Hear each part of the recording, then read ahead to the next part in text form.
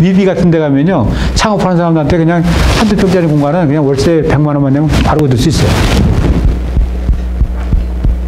안 되면 집에서 사무실 써도 돼요. 제 책에 보면 재택사업가가 주의할 사항 거기 들어있어요. 마키아벨리 쓴, 군주로 마키아벨리즘을 쓴 그 사람의 이야기가 거기 들어있어요. 그렇게 하게 되면 회사 설립은요, 그냥 이것은 법적인 법률적으로는 그냥 일주일 안으로 그냥 여러분들 법무사 사무실에다 맡기면 그냥 되는 거예요. 이런 순서로 여러분들이 생각하시면 정말이죠. 그 이렇게 여러분들이 지금 거꾸로 하는 것보다 10분의 1이면 사업 시작할 수 있어요. 똑같은 사업이라도. 제 사업의 길이라고 하는 거는요, 누구나 한 번씩은 사업을 해야 되는데 어떻게 하면 리스크를 없이 할 수 있을까 하는 것에 대해서 쓴 책이에요. 한번 여러분들 저기 이 수업과 관계없이 꼭 한번 읽어보십시오. 어떻게 하면 성공 확률을 높이는지.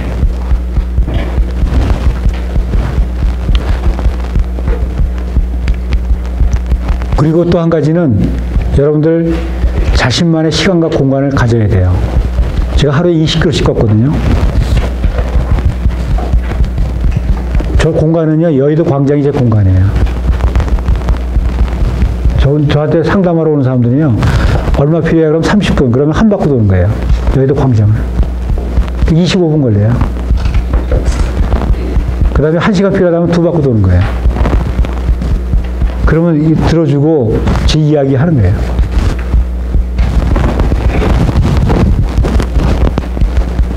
그런 식으로 그러다 보면 새로운 아이디어가 엄청나게 많이 나와요. 제가 왜 이걸 여기다 써놓은 거냐면요. 이 아사야마 동물원에 여기에 보면 이 곰이라고 하는 것이 있는데, 이 곰이라고 하는 것은 워낙 힘이 세가지고 울타리를 얼만큼 만들어놔가지고는요, 이걸 타넘어가서 이걸 제대로 관리가 안 돼요. 그러니까 저렇게 막 울타리를 아주 튼튼하게 만들어 놓게 됐는데, 저렇게 만들어 놓으니까 무슨 문제가 있냐면 고객들이 저걸 볼 수가 없는 거예요. 주 고객이 어린이에요. 곰을 볼 수가 없어요. 곰으로부터 고객을 보호해야 된다는 그런 점은 고려가 됐는데, 또 한 가지 고객이 볼 수 있게 해야 된다는 그 고객에 대한 배려를 못하고 있는 거예요. 그래서 만들어 놓은 곳이 밑에 땅굴이에요. 저 보면 캡슐 모양으로 사람이 어머니가 어린아이를 안고 있는 모습 보이죠? 바로 곰 오른쪽. 저렇게 해놓고 나니까요, 하루에 10,000명 이상 오는 저기 동물원에 어린 손님 5,000명이에요. 저기를 볼 수 있는 사람은 500명밖에 안 돼요. 하루에. 저기서 볼 수 있는 사람이. 그럼 어린애 저걸 들어갔다고 못 본 사람들은 동물원에 또 가려고 그래요. 어린아이들이. 근데 일생에 동물원은 3번밖에 안 가요, 사람들이. 평균적으로 이 사람들 좋은 사람 보니까. 이 사람도 고객을 철저하게 연구를 해요. 고객을 이렇게 배려를 하다 보니까 손님들이 반복적으로 오더라는 거예요. 이 사소한 곳에서. 그러면서 저 오른쪽에 보면 가격표가 있는데 1년짜리 패스가 생겨요. 매니아가 저 패스예요. 아니 일생에 3번밖에 안 오는데 1년짜리 패스를 팔고 있어요. 근데 저 패스가요, 불티나게 팔려요. 근데 왜 그런가 봤더니 그 밑에 가격을 보면요, 1회 입장료가 580엔이에요. 2번 입장료도 안 되는 걸 1년짜리 패스를 팔아요. 소비자들은요, 자기가 속는 줄도 모르고 저 580원짜리 사는 것보다 저 100원, 1000원짜리 사면은 이익이 난다고 생각하고 무조건 사는 거예요. 이 가격 정책에 아주 놀라운 여기에 숨어 있어요. 너무나 기발해요, 이게. 그래서 이거를 1년짜리 패스를 만들고 나서부터 동물원 사상 처음으로 흑자가 되는 동물원으로 바뀌어요. 이 조그마한 동물원.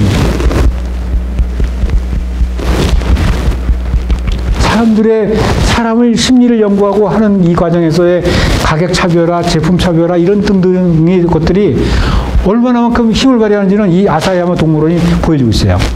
제가 첫 번째 쓴 이 아사야마 동물원, 제가 장님이 될 뻔한 상태에서 쓰는 건데, 그건 몇만 권이 많이 팔렸어요. 제가 이쪽에도 강의를 많이 왔어요. 창원의 대학들이나 기업인들 강의도. 지금은 그 시중에 나오질 않아서 언제 한번 제가 아사야마 동물원에서 배우는 창조적 디자인형이라는 강의를 제가 별도로 특별히 한번 다시 한번 해드릴 용의가 있어요. 정말 그걸 한번 배울 만하네요. 거기 보시고, 그 다음에 여러분들 이 불편함에 대해서 여러분들 즐겨야 돼요. 여기 박노준이라는 사람을 한번 쳐보시면 옛날 대우자동차의 판매왕이에요. 제 고등학교 1년 선배인데, 지난달에 저기 포럼에서 옆에 앉아가지고 이야기를 하는데 이 이야기를 하는 거예요. 자존심을 집안에다 놓고 출근하라고 하는 거가 자기가 슬로건이었다는 거예요. 근데 최근에 바뀌어가지고 자존심을 냉장고에 놓고 다니라고 그런다는 거예요. 그래서 왜 그러냐 했더니 자존심이 상한다고. 상하지 말라고. 그래서 제가 바로 그냥 그날 와가지고 저렇게 어디다 쏙 고쳐놓은 거예요. 자존심은 집에 두고 가시되 자존심을 상하지 마시라는 거예요. 자기 자존감은 그냥 살리시라는 거예요. 그런데 그렇게 하려면 어떻게 하냐면요. 저도 이 몇천 명 제가 KT에서 이제 직원 자회사에서 데리고 광고 비즈니스를 해봤잖아요. 그 교육을 시킬 때요. 판매원들 교육을 시킬 때 이렇게 시켜요. 몇 개를 팔겠다고 목표를 세우지 말라는 거예요. 몇 번을 거절당할 거를 목표를 세우라는 거예요. 하루에 50번 거절당하고. 전화를 걸어서 50번을 거절당하는 걸 목표로 삼으라는 거예요. 이걸 할 수 있죠. 그런 목표는 달성할 수 있겠죠. 50개 하라는 건 못해도 50번을 거절당하는 건 내 의지에 달려 있는 거예요. 그거를 목표로 해서 교육을 시키니까 효과가 있어요. 실질적으로. 근데 사업하시는 분들도요, 자꾸 이렇게 작은 실수를 끊임없이 하는 것에 대해서 두려워할 필요가 없다는 거예요. 내가 시장 분석하고 소비자 분석하고 하는 것들은 그냥 끊임없이 해도 되는 거예요, 그러면.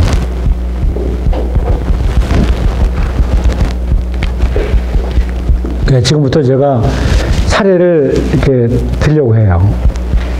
근데 제가 이 제 책에 있는 사례만을 하려고 했더니 저희 아이들이 새로운 도전을 해보세요 해가지고 저하고 또 토론해가면서 여기 제가 7가지 아이디어를 여기도 보태놨어요. 교과서에 없는 아이디어를. 저도 놀라면서 또 아주 즐거웠어요. 같이 보시면 아까 백장 주유소는 뭐 이제 보셨으니까 여기 커피독이라고 하는 서비스만 하나 보시면 종업원이 무릎을 꿇고 고객이 저기 내려다보고 이렇게 대화를 할 수 있게끔 만들어주는 거예요. 대부분의 주유소들은요, 위에서 여기 얼마나요? 이렇게 하고 묻잖아요. 근데 거기 사람들이 이렇게 앉아가지고 눈높이를 맞추는 거예요. 그 퍼피독이. 그 퍼피라고 하는 건 우리 강아지. 강아지가 이렇게 대화하는 것처럼 이렇게 하는 거예요. 그거 하나 정도는 여러분도 한번 나중에 비디오 보시면 또 보시고요. 그 다음에 또 한 가지는, 미국의 안경을 디자인하는 업체가 있어요. 근데 이건 그 펜실바니아에 있는 그 우리 유명한 대학 있죠. 그 왓슨 스쿨. 거기 MBA에 저기 그 학생들이 4명이서 만든 회사예요. 근데 이 사람들의 특징은 뭐냐면 기존의 안경들은 $300 정도예요. 한 30몇만 원씩 하는 거예요. 이 사람들은 안경의 가격을 중간에 유통마진이 너무나 많아요. 우리도 보면 사실은 중간 유통마진 때문에 문제예요. 거의 뭐 제가 볼 때 5배 이상 막 판다고 보시면 돼요. 이 사람들은 그래서 3분의 1 가격으로 우리는 소비자한테 공부를 하겠다는 걸 목표로 세운 거예요. 100불. 그러면서 이 사람은 또 한 가지는 뭐냐면 한 번에 이 5개 정도의 샘플을 갖다가 그냥 집으로 보내줘요. 너가 맞는 거 거기서 고르고 나머지 그한테 돌려줘. 마음에 안 들면 다 줘도 돼. 그리고 너희는 여기 운송비도 줄 필요 없어. 라고 하는 거예요. 여기서 아까 우리 쭉 이야기했던 것 중에 뭐예요? 아주 단순하죠. 그리고 고객이 여기에 뭐 저기 문제를 당할 게 하나도 없죠. 무슨 돈을 물어낸다거나 그런 게 없어요. 그런 신뢰를, 무한 신뢰를 아주 단순한 구조로 만들어준 거예요. 그러면서 아주 저렴한 가격이에요. 그렇게 하다 보니까 이 안경점이 너무나 이 폭발적인 인기가 있어가지고 처음에 온라인으로 시작했는데 오프라인에서 지금 미국에 19개나 있어요. 기존에 우리는 안경이 왜 이렇게 비싸? 해외에서 수입할 때는 막 20%밖에 안 되는 걸 가지고 10배씩 받는 거에 대한 문제의식을 이 사람들은 그냥 거기서 아이디어를 얻은 거예요. 가격 파괴 이런 전략으로. 바로 이런 식의 또 우리 차별화 전략은 여러분들도 아마 쉽게 할 수 있을 것 같아요. 수입 농산물 그런 가지고 보면 굉장히 이런 것들이 많이 있거든요. 그 저기 이란에서 나오는 피스타치오인가요? 그거 굉장히 비싸요 지금. 그게 원래는 이란에서 오면 굉장히 싸게 살 수 있어요. 근데 우리는 직접적인 수입이 안 돼요. 그래서 미국이나 이런 데 갔다가 이렇게 한번 우회하고 오다 보니까 그게 비싼 거예요. 바로 그런 데서 또 차별화했고, 바카스하고 비타500은 여러분들 유명한 사례 아시죠? 바카스는 어디서 사였어요? 과거에? 약국에서 샀어요. 근데 비타500은 어디서 사요? 편의점이에요. 이 두 개가 똑같은 성능의 제품인데도 불구하고 저런 비즈니스가 다른 것처럼 느껴지는 거예요. 시장이 이렇게 분리되어 있어요. 지금은 이게 통합이 돼가고 있어요. 왜냐하면 그 의약분업 이런 게 이제 의약품은 이제 편의점에서 팔 수 있다 보니까 이제는 과거처럼 그런 건 없어지고 있지만 이런 식으로 유통 채널을 갖다가 차별하는 것도 사실 좋은 전략이에요. 그 다음에 또 한 가지 이것은 제가 작년도에 그 사회적 약자를 위해서 거기 그 국가 제도 개선하는 사업을 했던 곳에 하나 예시를 들어놓은 거예요. 유니버설 디자인이 이제 우리나라가 필요하다. 특히 약자라든지 노약자라든지 어린이들을 위해서 길거리에 무슨 무슨 계단이라든지 또는 콜대 세운 거 이런 것들을 빨리 없애야 된다는 얘기를 하면서 제가 썼던 사례인데 이 사람은 이걸 쓴 글의 주인공은 조선일보 사회부 기자였어요. 이분이 아이를 낳다 보니까 이제 유모차를 끌고 나와서 커피를 마시려고 하는데 첫날 밖에 나왔더니 자기가 갈 수 있는 곳이 하나도 없더라는 거예요. 한참 찾다 봤더니 유일하게 이 계단이었고 이렇게 사람이 갈 수 있는 길을 내는 한 곳이 있다라는 거예요. 근데 그 집은 커피 맛이 없더라는 거예요. 그럼에도 불구하고 자기는 그 집을 이용할 수밖에 없었다는 거예요. 근데 그런 식으로 유모차를 가진 사람들이 쉽게 들어갈 수 있는 곳이 어딘가를 봤더니 백화점 한 곳밖에 없더라는 거예요. 왜 주부들이 백화점에 아기를 데리고 많이 가는 걸 봤더니 바로 이런 요인이 숨어 있더라는 거예요. 내 고객이 내 음식점을 이용하게 하려고 그러면 아주머니들이 고객이고 젊은 아주머니들이 고객이라 그러면 계단이 아닌 이렇게 유모차가 들어올 수 있는 그런 공간을 만들어야 된다는 얘기 이 사람이 하고 있는 거예요. 타겟 고객이 누구냐를 보고 하다못해 제품이 똑같다 하더라도 거기에 이용하는 경로나 이런 거를 바꿔야 된다는 얘기를 이 사람이 이야기하고 있다는 거예요. 그런 차별화도 한번 생각을 여러분들 해보시라는 거예요. 내 목표국이 누군지를 봐서는 여러분들에게 달라져야 된다는 거예요. 동네 같은 데는 아주머니들이 아무래도 특히 아파트촌 같은 데는 젊은 아주머니들이 있을 거 아니에요. 그런 데는 계단식으로 카페를 만들어 놓으면 거기 사람들이 안 가는 거지. 그렇게 유모차가 들어갈 수 있는 공간을 만들어놔야 사람들이 오는 거죠. 바로 그런 면에서도 목표 고객이 누군지를 보고 그런 차별을 우리가 시도해야 된다는 얘기를 제가 한번 적어놓은 것이고요. 또 세 번째로는 제가 늘 강조하는 것이지만 시간, 공간, 사람을 지금 차별하는 것에 한 가지 예가 중에 하나가 위워크라고 하는 것에 지금 우리 강남에도 있고요. 뉴욕이나 미국에는 굉장히 유명한 창업 비즈니스 하는 사람들이 모이는 공간이에요. 아마 강남에도 제가 알기로는 몇백 명이 같이 모여 있는데요. 이 사무실 공간을 빌딩에서 이용하고 있어요. 한 평, 두 평 뭐 이렇게 자기 사무실 공간을 다양한 공간으로 임대할 수가 있어요. 그러면서 여기에 오는 사람들은 금융기관이라든지 물류라든지 컨설팅 이런 거를 이 빌딩에서 같이 제공을 해준 거예요. 그러니까 여기 서로 기업하는 사람들이 모이려고 하는 거죠.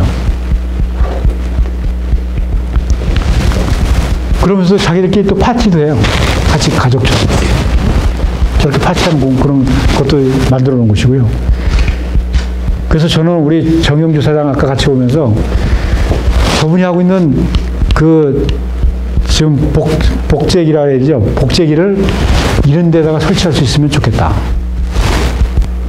창업 비즈니스 하는 사람들이 스마트폰을 바로 자기 자료들을 갖다가 컴퓨터를 이용하게 되면 거기 로그인된 게 남기도 안 되기 때문에 오히려 개인 보안이 잘 되는 그런 것을 이용하면 좋겠다고 하는 얘기를 같이 제안을 했어요.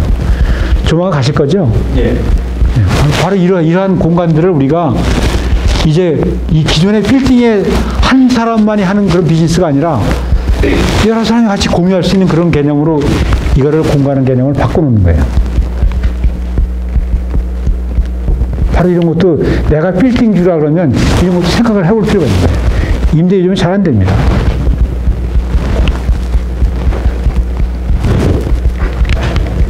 그 다음에 또 제 책에 있는 그 수경농업, 그 수직농업 이 사례입니다.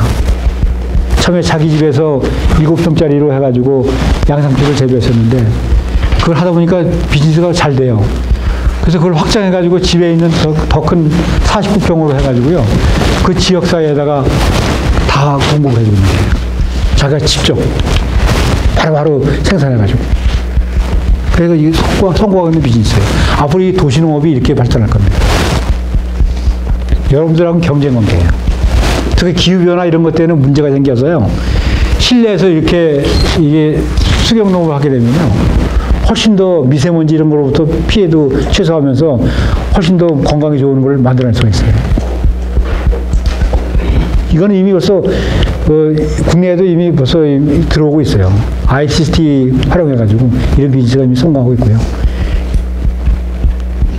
하다못해 자기 동호회 20명 정도만 있으면 한 4, 5평만 하면은 다 먹고 살아요. 아마 한 달 월급 정도 나올 수도 있습니다. 그런 식으로 우리가 이 기후변화 이런 거에 대해서 우리가 영향을 받지 않고도 이렇게 비즈니스 할 수 있는 그런 것도 생각을 해볼 수 있고요. 그 우보 사례는 뭐 여러분들 너무나 잘 알기 때문에, 뭐 이렇게 차량 이용하는 거 서비스 이런 것들은 참조하시면 되겠고. 그 다음에 이제 제 책에도 일부 있지만 정말 유명한 사람들이 여기에 관련돼 있어요. 첫 번째가 이게 뭐 때문에 이런 얘기가 나왔냐면 이병철 이건희 회장님하고 제가 함께 하시던 그 마사 회장하던 현명관 씨가 신라호텔 CEO 할 때의 이야기예요. 한 번은 그룹에서 오너가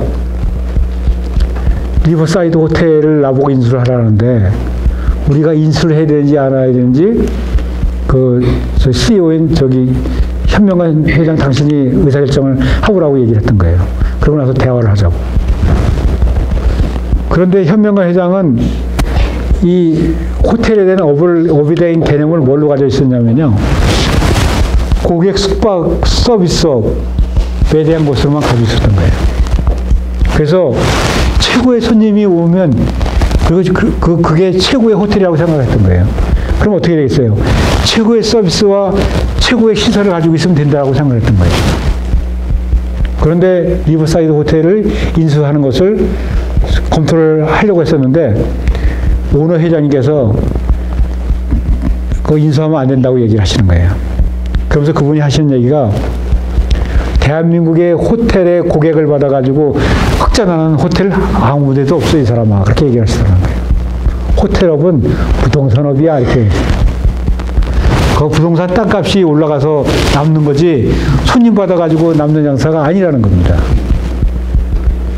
오너들이 호텔에 투자할 때는 부동산이 넓고 거기 면세점 같은 거 있고 큰 자동차를 주차할 수 있는 공간이 있을 때 그 호텔을 산다는 겁니다.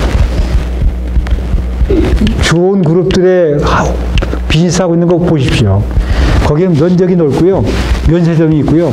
주차 공간이 넓습니다. 그래서 호텔에서 객실에서 적자 나는 걸 가지고 면세점하고 부동산 가격이 올라가는 거로 커버하고 있는 거예요. 이게 오너하고 업종의 차이점을 많이 여실히 보여주고 있는 겁니다. 그래서 호텔업이 무슨 업이야? 라고 물을 때 여러분들이 뭐라고 대답하실 거냐고 하는 걸 제가 여쭤보는 거예요. 똑같은 업인데도 불구하고 업에 대한 생각이 다르다는 거예요. 만약에 고객 숙박업으로만 생각했으면 리버사이드 호텔 그 좁은 그 한강가 옆에 있는 고스톱 바로 옆에 있는 그걸 인수를 했을 거예요. 근데 신라 호텔은 인수를 안 했어요. 지금도 그 호텔은요 굉장히 헤매고 있어요.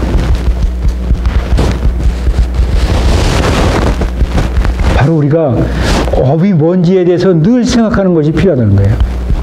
똑같아 보이는 호텔업인데도 불구하고 어떤 사람은 면세점업이라고 생각하는 사람이 있고 어떤 사람은 부동산업이라고 생각하는 사람이 있고, 어떤 사람은 이 고객 숙박업이라는 생각이 있고, 어떤 사람은 세 개가 다라고 하는 생각이 있다는 거예요. 같은 사업가 중에도. 이게 단수가 다 다른 거예요. 그걸 제가 여러분들에게 그 차별화의 의미를 말씀드리려고 하는 거예요. 제 책에도 있어요, 이 스토리가. 또 한 가지는 복제기, 우리 여기 복제기 사업하시는 분이 있네. 복제기가 자체가 사업은 아니지만, 복제기 사업을 하시는 분, 그 지록수인가요? 지록수 입장에서 놓고 볼 때, 거기 오너 입장에서 볼 때, 이게 기기 제조업인가? 복사기 내가 제조하는 그 업인가? 아니면 똑같이 업종 신고한 것을 보면 어떤 사람도 또 복제기업이라고 했는데, 저 사람은 금융 리스업을 하고 있는 건가? 또 어떤 사람은 거기에 잉크 판매업을 하고 있는 건가? 하는 것에 대해서 이 업에 대한 생각이 다르고요. 그 안에 구성원들이 다르고요.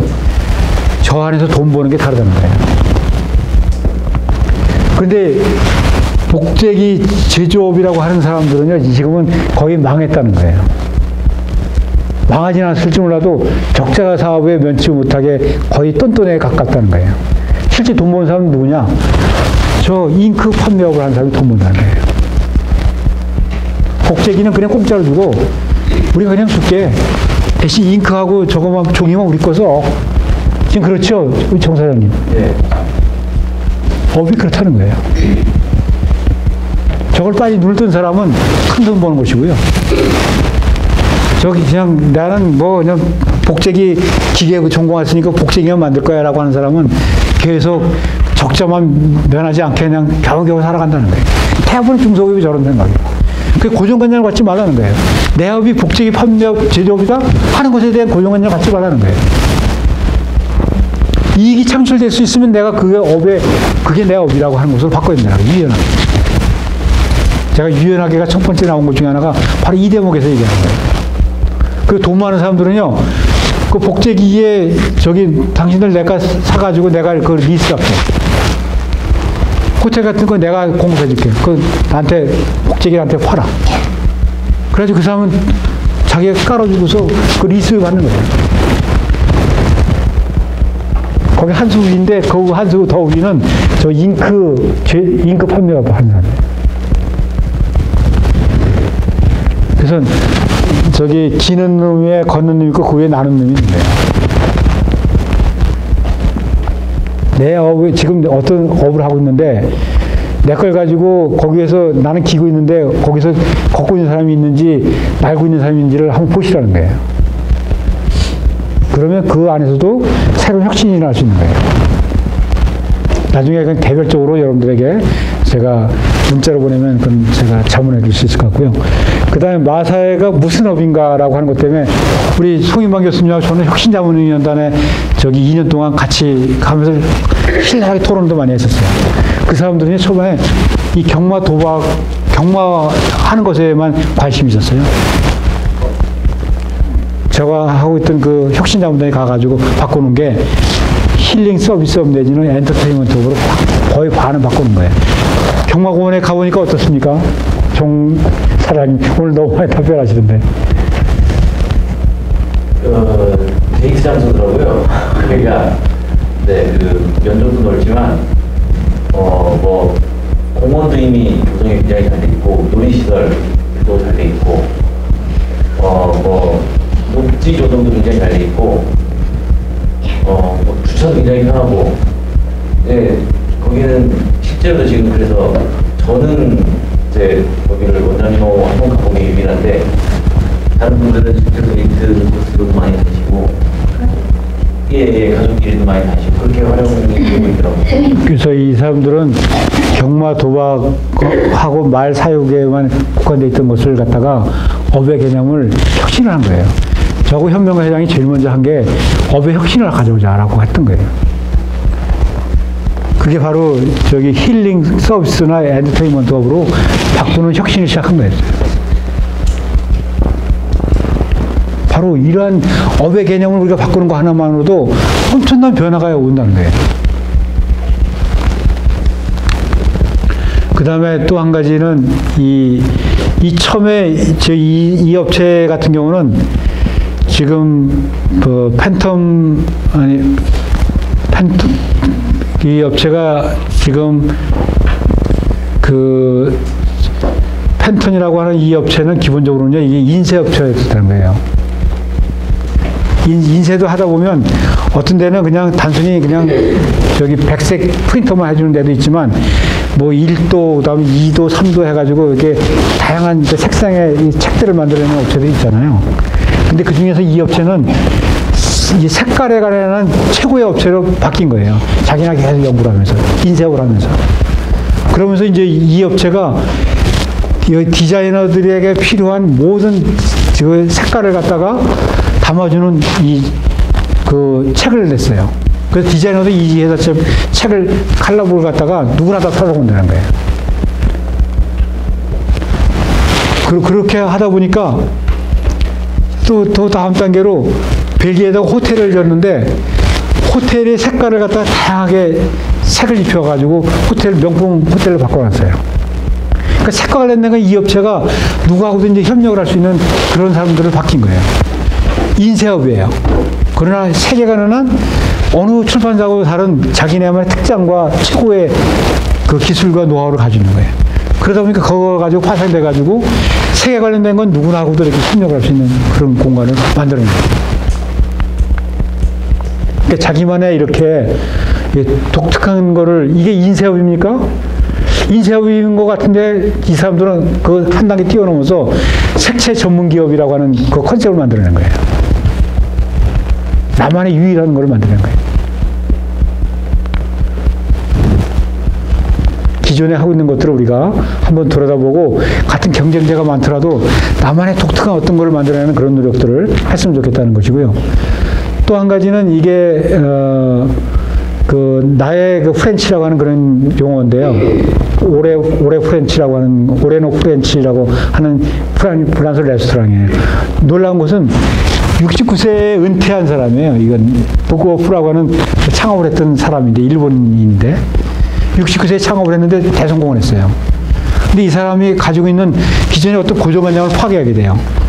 프렌치 레스토랑 하면 일본에서도요, 가장 고급 레스토랑, 일본 사람들이 가장 좋아하는 게 연인들하고 가고 싶어 하는 데가 프렌치 레스토랑이에요.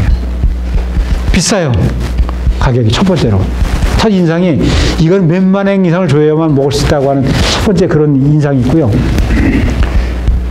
그 다음에 또 한 가지는 한 번 식사를 하게 되면 3시간 이상 그 코스 요리를 가져가는 게 그런 특성이 있는 거예요. 그러니까 잘 한 번 가기가 힘든 식당이에요. 근데 이 사람은 어떤 파괴를 하냐면 우선 가격을 파괴해요.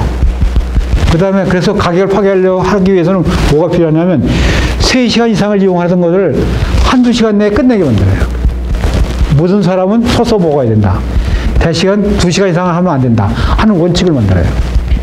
대신에 음식의 그 식재료는요, 기존 제품은 20% 원가만 투입했는데 이 사람은 50%, 60%까지 막 원가를 갖다가 식재료를 준 것이에요. 대신에 여러분들 먹을 때 서서 먹고 2시간 이내에 끝내십시오. 그 원칙만을 만들어 놓고 했는데도 불구하고 엄청난 사람들이 모이는 거예요. 그 긴자 이런데 지금 이게 19개나 지금 이게 매장이 생겼어요. 69세에 시작을 했어요. 기존에 우리 어떤 고정관념을 이 사람은 파괴한 거예요. 저기 프렌치 레스토랑 하면 아주 비싼 거다. 프렌치 레스토랑 몇 시간씩 걸려서 먹는 거다 하는 것에 대한 두 가지 이 기존의 고정관념을 파괴한 거예요. 들어오니까 쉬울 것 같죠? 오히려 비즈니스는 이렇게 해요. 어떤 사람들이 그 고정관념을 깨는 데 있어서 사실은 비즈니스 기회가 있어요. 안 된다는 생각 이런 것보다 기발한 생각하는 사람이 있으면 그런 사람들 이야기를 경청할 필요가 있어요. 그 다음에 또 한 가지는 이 좀 공간과 디자인 차별인데요. 우리 게시판 하면 어떻게 돼요? 화장실 가는 길, 아주 화살표로 그냥 컴퓨터로 뽑은 것 같은 거를 이렇게 가지고 그냥 스티커 이렇게 붙여놓고 그 정도로 이렇게 알기 쉽게끔 해놓은 게 전부죠. 일본의 아사야마 동물원은요, 이게 다 제가 찍어온 거예요. 이렇게 직원들이 직접 손수 자기 앞에 있는 게시판들에 대해서 이렇게 직접 써요, 자기들이. 이건 자기들만의 공간이야. 누가 뭐라는 사람도 있어. 어떤 것을 써놔도 그냥 다 오케이. 다. 인파먼트가 굉장히 중요해요. 인파먼트에서 창의성이 생기고요. 주인의식이 생기고요. 거기서 혁신이 시작돼요. 이게 돈 들어가는 거 아닙니다. 여러분들 직원들 채용하실 때요. 그 사람들이 갖는 어떤 독특한 시간과 공간을 꼭 제공해 주십시오. 제가 얘기했던가요? 저 아내에게 저는 시간과 공간을 제공해 줘요. 1년에 한 달을 저는요, 안식월을 줘요. 집에 있지 않아요. 제 집사람은 밖에 나가요. 금년 1월에는 태국의 파타야에서 한 달 동안 있다 왔어요. 전 돈도 많은 사람 아니에요. 제가 이걸 이렇게 한다고 하는 것을 알고 있는 기업인이 나 파타야에 내 기업인 그 연수원 겸 별장이 있어. 그거 이용해. 그때 직원들이 안 가고 하는 비수기야. 나도 안 가고. 와이프 그때 보내. 몇 년에 약속한 거를 올해 1월 달에 시행한 거예요. 제주도도 제가 한 달을 보내려고 했더니 모텔을 이용하려고 하니까 너무 무슨 뭐 같은 몸 파는 여자로 오해될까봐 걱정이고, 그렇다고 호텔을 하려고 하니까 너무 비싸고, 그런 고민을 하고 있었는데, 어느 호텔을 하시는 회장님이 저한테 6월 달에 비수기인데 와이프 한 달 동안 거기 가서 있게 하지, 돈을 안 받을게 그러시는 거예요. 그래서 제가 기꺼이 그러면 한 달 동안 쓰겠습니다. 아주 돈을. 그러니까 돈이 없더라도 저의 소중하게 생각하는 이런 가치 이런 것들을 공유하면 도와주는 사람이 있더라는 거예요. 내년 제 와이프가 벨기에 9월 달에 가는 것으로 이미 확정이 돼 있어요. 그렇게 한 달이라고 하는 시간을 주게 되면요, 본인이 생활비를 전략을 해요. 저 돈 안 줍니다. 그냥 매달 주는 그것만 주는 게 전부예요. 그럼 본인이 지금부터 설계를 해요. 내년 9월에 가기 위해서 무슨 준비를 하고 어떤 박물관을 그냥 미술관을 가서 보고 거기 가서 뭘 할까 하는 계획을 짜는 거예요. 너무 즐거워해요. 그렇게 직원들도 마찬가지로요. 저는 법적으로 줄 수 있는 방법이 없었어요. 대신에 직원 중에 잘하는 사람들은 몇 사람은 제 권한으로 당신은 사무실에 있지만 한 달간은 당신 마음대로 읽고 싶은 책, 당신 마음대로 하고 싶은 거 해. 평가해서 그 사람은 제가 그냥 종전평가 그대로 인정해줘요. 한 달간. 그래서 오랫동안 그걸 해왔어요. 그랬더니 놀랍게도 제가 하는 연구부서나 이런 쪽에는요, 생산성이 누구보다 계속 높았어요. 돈 들어가는 거 없어요. 시간하고 공간만 배려했어요. 그래서 저 이걸 아사야마 동문에서도 확인을 했고, 내가 옳았구나 하는 것을 했고, 집안에서도 그걸 적용해 보니까 역시 그대로 통하는 거예요. 제 아내가 너무나 행복하게 생각하고. 그렇다고 저 돈 많은 사람도 아니에요. 바로 우리가 없고 하지만 우리가 어떤 새로운 차별화를 할 때는 거기 길이 있다는 거예요.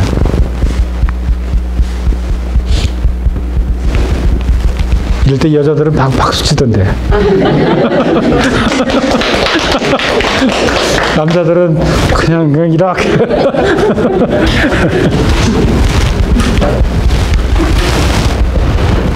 그 다음에 또 한 가지는요, 일본의 찌따야 그 출판 업계가 있는데, 출판 업계보다는 서점이에요. 서점에 있는데 제가 가본 데는 이 다이칸야마 찌따야라고 하는 그 서점을 방문했는데요. 이건 동경 시내에서 좀 허름한 동네예요. 근데 이 다이칸야마 이 서점이 생기고 나서부터 그 지역이 굉장히 활성화되기 시작해요. 근데 여기 안에 들어가 보면요, 거기에는 그 서점인데 그 지역 주민들이 와서 같이 이렇게 놀 수 있게 대화할 수 있는 그런 공간이 있고요.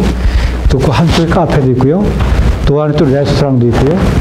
그 다음에 지역의 무슨 취미 동호인들이 그 서점에 있는 어떤 코너에서 같이 이용할 수 있는 그런 공간들도 있고요. 거기 가서 그냥 하루 종일 즐기고 싶고 뭔가 배우고 싶은 거예요. 그래서 소문이 나가지고 각지에 있는 사람들이 젊은이들이 같이 다 이제 모이는 거예요. 근데 이런 것이 일본의 곳곳에 이런 것이 있어요. 그래서 이 지역사회에 이러한 그냥 그동안에 그냥 단순히 책만 파는 그런 공간인지 알았더니 거기가 문화 공간이고 그 CCC라고 하는 게 컬처 컨비니언스 클럽이라는 거예요. 문화를 파는 공간이에요. 문화를 즐기는 공간이에요. 그러면서 지역사회가 살아요. 그 서점도 잘 되고. 이 서점이라고 하는 것을 하나 어떻게 보면 지역사회에 사람들이 즐기는 플랫폼으로 만들어 놓은 거예요. 저는 우리 경남 과학대가 이 좋은 공간을 갖다가 이 플랫폼을 갖다가 경상남도 사람들이 즐길 수 있는 플랫폼으로 바꿔주는 문화 공간이나 아니면 그 엔터테인먼트 공간이나 어떤 거로 좀 바꿔줬으면 좋겠다. 중장님이 어떻게 해야 되는데 중장님이 안 하시는 어쨌거나. 그 다음에 또 한 가지는 여러분들이 인터넷이나 SNS를 이용해서 하는 것들에 대해서 이제 눈을 뜨라는 거예요. 이 사람은 미나라고 하는, 성은 모르겠어요. 미나라고 하는 여자분인데, 그 바이미나라고 하는 그 회사를 만들어가지고요. SNS 인터그램에다가 올려요. 그렇게 구두를 이렇게 자기가 만든 걸 갖다 쭉 이렇게 올려놓으면요. 저희 사람들이 구매한 게 쭉, 내가 하겠습니다. 뭐 등등 해가지고. 몇 개 주면. 그래서 저게 성공을 하기 시작해가지고, 지금 여기, 지난번에 우리, 저기, 천희영 교수가 만들었다는 그 뚝섬에, 거기에 공방 그런 쪽에 있는 데다가 이 서점이, 아니죠. 지금 점포가 하나 생겼어요. 오프라인 매장.